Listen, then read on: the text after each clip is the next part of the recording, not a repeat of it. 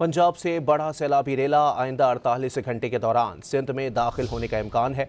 सिंध के मुख्तलिफ अजला के कच्चे के इलाके सैलाब से ज़ेरे आब आने के बाद लोगों की महफूज मकामात पर नकल मकानी जारी है।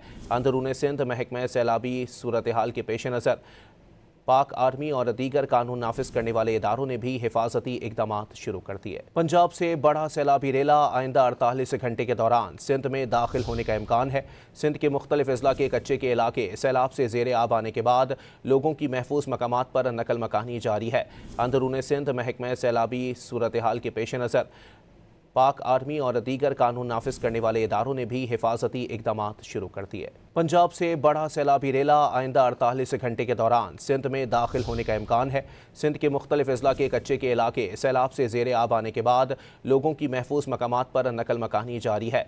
अंदरून सिंध महकमा सैलाबी सूरत हाल के पेश नज़र पाक आर्मी और दीगर कानून नाफिज करने वाले इदारों ने भी हिफाजती इकदाम शुरू कर दिए।